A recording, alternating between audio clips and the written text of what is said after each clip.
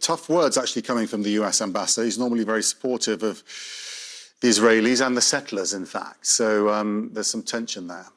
Tough words is not enough. We've heard many tough words, but there seemed to be such a difference between an American Israeli and an American Palestinian. And this is not the first American to be killed by Israel. The list is very, very long. The 80-year-old man, Omar al-Asadi, Shireen Abu Aqli, the most prominent Palestinian-American journalist, and I can list you many. And Israel does enjoy complete impunity, not just against the Palestinian people, but against the Americans. Yeah, I mean, seeing the family speak so eloquently in English, do you think that has sort of resonated in America in the way that other stories haven't? And, you're obviously aware of all the other... What do you mean they speak English? He was born in Florida. Yeah, I know, but, how much of the way he comes across is something that... This young man goes with his family only to spend the summer holidays to help his extended family with the olive harvest. And this young man is beaten to death by a group of settler terrorists, very well documented. This is a daily occurrence in the West Bank, all over the occupied West Bank, from the very south of Hebron, Masafer Yatta, all the way to the north. The story came out only because he's an American citizen. But this really sheds the light on how much and how far the US can go with shielding Israel. How far Israel can get away with things, including murdering Americans time in and time out. Donald Trump says he's being very tough in his conversations with Prime Minister Netanyahu.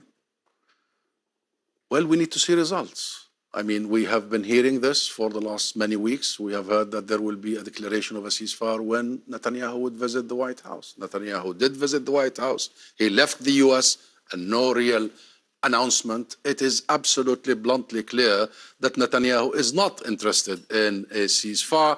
The mediators take one step forward, including the US mediators, but Netanyahu takes 10 steps backward. But you're not talking about the other main party here, which is obviously Hamas. He's maneuvering. There is a proposal that has been on the table, presented first by President Biden, then adopted by President Trump. It did hold for a couple of months, January to March. There was an exchange of hostages. There was to be a staged process. There was plans, intentions, goodwill by the region and the international community. There was the Arab Summit, whereby we adopted a very strong plan to end this, to move directly and swiftly to rebuilding Gaza, to reunite Gaza with the West Bank, to form one Palestinian national technocratic government, and to move forward towards a political resolution. And this is exactly what Netanyahu doesn't want. And this is not a war, by the way. We keep saying it's a war. It isn't a war. This is Netanyahu's, Israel's campaign of erasure. As I was walking, it's a war against Hamas. And what is there in Hamas in these 8 sites you've just shown?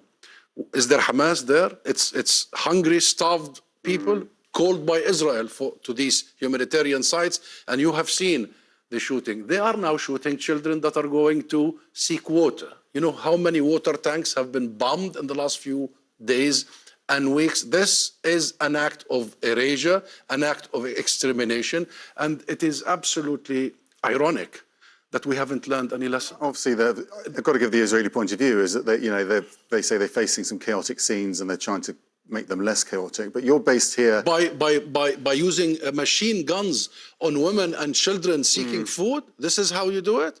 No, it is on purpose. It is by design. It is absolutely deliberate, and it's not just in these aid centers, so-called aid centers. These are death traps. It's all over Gaza. This has got nothing to do with Hamas or the fight with Hamas. This is about the Palestinian people. And what have we learned? I have just taken part in the memorial service of the 30 years since the Srebrenica genocide. I lit a candle there, and it was so ironic for a Palestinian ambassador representing a people going through genocide that we haven't learned anything. There are no lessons to be learned, and the world will be responsible for A, failing to prevent this, and B, even failing to stop it. The Europeans could put pressure on Donald Trump. Obviously, Donald Trump's at the center of this. Your job is leaning on the British government. How much are they doing? Because there's a lot of supporters of Palestinians in this country who feel that they're just allowing a lot of this to happen as well, and they could be much tougher with Israel and with Hamas as well, potentially. You're absolutely right. The responsibility is not just on the US, it is also on the rest of the world, including Europe and the UK, for that matter. And the UK has a very particular responsibility, being responsible. Part of the history. Part of the history now, and actually contributing to the situation we are in now, from the Balfour Declaration till today.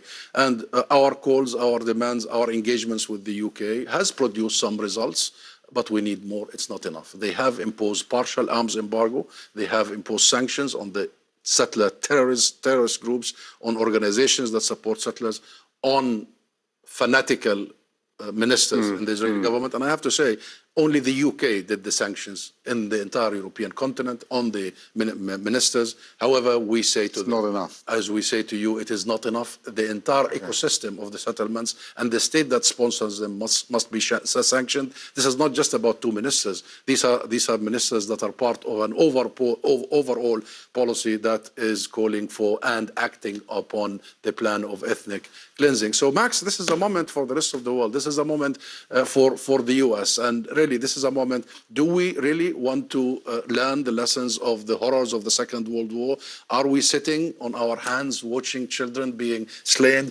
We have seen that image only a couple of days ago. I could not sleep since then, whereby some children were trying to get water, and then Israel bombed the area. 12 children were killed, and that mother holding her girl as she was dead. And then Israel said, oops, that was error. I just want to tell you there was no error there. That was deliberate. That was. And I know there will be Israelis saying, but let's remember what happened in October and the attacks on Israelis. To justify the murder. And they would argue that was what the current war against Hamas started. To justify their war minister wanting to build a concentration camp in the ruins of Rafah, my city of birth. That justifies it? I'm just saying what they're saying. Husam Zomlot. What they're saying is nonsense and criminal. Thank you for joining us.